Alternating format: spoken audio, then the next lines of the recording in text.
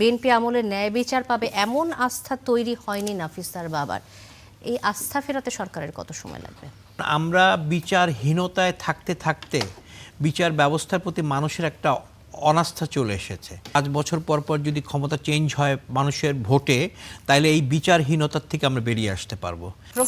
প্রতাপশালী পরিবারের মেয়ে হোক বা গরিব ঘরে নিম্নবিত্ত পরিবারের কোনো মেয়ে হোক, সবার ক্ষেত্রেই যেন এই ধরনের কেসে অনেক ঢিলেঢালাভাবে বিচার কাজ চলে।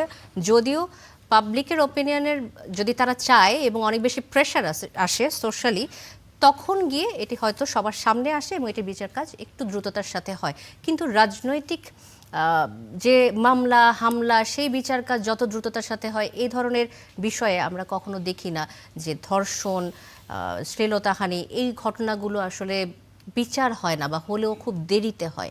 এর কারণটা কি? এই যে বিএনপি সরকারের 3 মাস হয়ে গেল, বিএনপি আমলে ন্যায় বিচার পাবে এমন আস্থা তৈরি হয়নি নাফিসার বাবার। এই আস্থা ফেরাতে সরকারের কত সময় লাগবে? এখন ঘরেই হবে বিয়ে বাড়ির পোলাও, যদি থাকে আকিজ এসেনশিয়াল সুগন্ধি চিনি গুঁড়া চাল। আপনাকে দেখতে হবে আমাদের সামাজিক অবক্ষয় কোন পর্যায়ে পৌঁছেছে।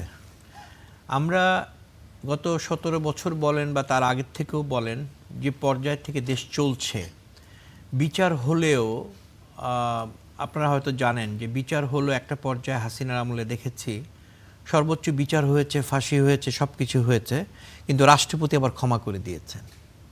এটা কিন্তু একটা চলন হয়ে গিয়েছিল অনেক বড় বড় কেসের।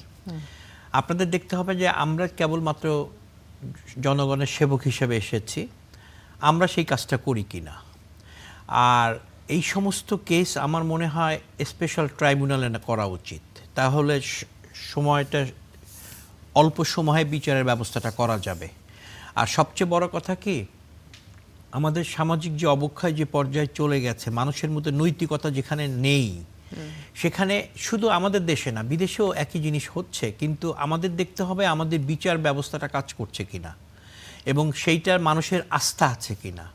এখন আমরা বিচারহীনতায় থাকতে থাকতে বিচার ব্যবস্থার প্রতি মানুষের একটা অনাস্থা চলে এসেছে।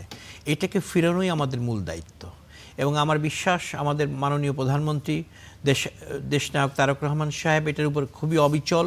এবং আমার বিশ্বাস এই মামলাটা দ্রুত, আমি মনে করি এই ধরনের মামলা, শুধু এইটা না, এই ধরনের মামলা বিশেষ ট্রাইব্যুনালে এনে বিচার করা উচিত এবং এটা দ্রুত এটা রায় বা এটার পর্যালোচনা করে এটার নেক্সট স্টেপ করা উচিত।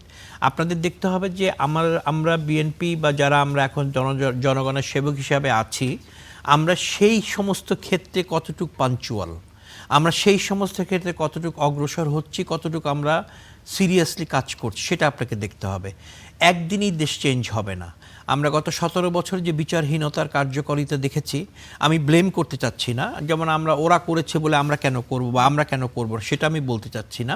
আমি বলছি যে গণতান্ত্রিক পর্যায়ক্রম যদি আমরা আস্তে আস্তে দেশটাকে গণতান্ত্রিক পর্যায়ে নিয়ে যেতে পারি, প্রতি 5 বছর পর পর যদি ক্ষমতা চেঞ্জ হয় মানুষের ভোটে, তাহলে এই বিচারহীনতার থেকে আমরা বেরিয়ে আসতে পারবো।